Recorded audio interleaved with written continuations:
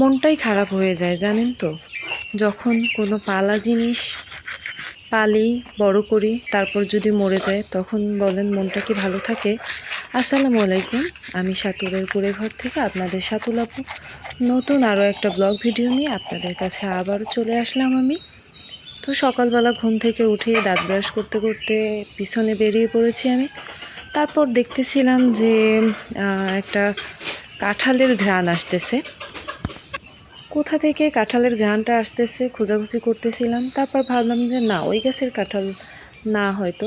তারপর দেখতে আসলাম এখানকার কাঁঠাল, দেখি তো পেকেছে কি না। তো নিচেরটা আর কি দেখলাম যে না, এর নিচেরটা পাকেনি।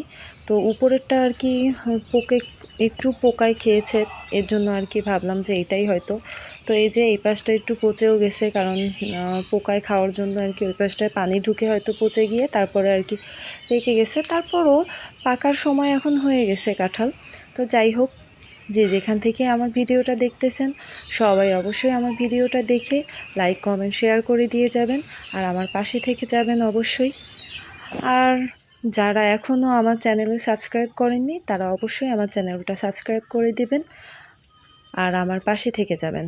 তো এই যে যা বলতেছিলাম, যে যে কোনো জিনিসই পালা জিনিস যদি মরে যায় তাহলে মনটা খুবই খারাপ লাগে। তো হাঁস মুরগি পালতেছিলাম, তো তার মধ্যে থেকে আর কি মুরগিটা কালকে থেকে অসুস্থ ছিল।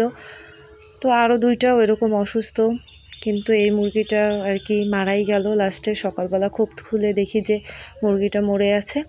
তারপর এখন কি আর করার আছে, যাই হোক, এরকম তো হবেই, কারণ আল্লাহ তাআলা দুনিয়াতে পাঠায় আবার মৃত্যুও দেয়। তো যাই হোক, এখন আর কি আমি ঘরে এসে দেখি যে আমার শাশুড়ি আবার রসুন কুচাচ্ছিল। তো এগুলো আর কি কোরবানির জন্য ব্লেন্ডার করে রেখে দেব। আর এখানে এই যে মুরগিটা তখন পুরোপুরি মারা যায়নি, তো এর জন্য আর কি আমি ফেলতে গিয়েছিলাম না। এখন আর কি মারা গেছে, এর জন্য ভাবলাম যে ফেলেই দিয়ে আসি। তো এই যে মুরগিটা আমি ফেলে দিয়ে আসলাম। আর এই যে কাঁঠালটা আর কি পেরে নিয়েছিল, তো কাঁঠালটা তো পাকাই, এটা আর কি খাওয়াও যাবে আজকে। কিন্তু অর্ধেক কাঁঠাল আর কি পচে গিয়েছে, কারণ এখানে আর কি বৃষ্টিও নামছিল, তারপরে পোকে ধরা কাঁঠাল, এর জন্য আর কি পচে গেছে অর্ধেক। যাই হোক, নিজেদের গাছের কাঁঠাল যেমনই হোক, কিন্তু কাঁঠালটা খেতে কিন্তু অনেক মজা ছিল। কাঁঠালের অর্ধেক পচে গেলেও যেটুকু ভালো ছিল ওইগুলো আর কি ভালোই ছিল, মজা ছিল অনেক। তো আগের বার আর কি কাঁঠালটা অত একটা মজা লাগেনি, তো এবারের কাঁঠালটা ভালোই লাগলো খেতে। আর এদিকে এই যে আমি ব্লেন্ডার করে নিলাম, আর এই যে হাঁস মুরগির খাবারের মধ্যে আর কি ওষুধ মিশিয়ে দিলাম। ওষুধ খাওয়াচ্ছি ওদেরকে, এই 2-3 দিন হয়ে গেছে ওষুধ খাওয়াচ্ছি। তো সব হাঁস মুরগি বড় ছোট যেখানে যেগুলো আছে সব কয়টাকেই আর কি খাওয়াই দিই। তো তারপরও দেখছি যে হচ্ছে না, কারণ যাদের অসুস্থ মানে হয়ে গেছে সেগুলা তো আর সুস্থ হচ্ছে না। তো যাই হোক, দেখি আল্লাহ তাআলা কয়টা বাঁচিয়ে রাখে। আর এদিকে এই যে হাঁসগুলো তো বৃষ্টিতে একদম ভিজে টইটুম্বুর হয়ে গেছে।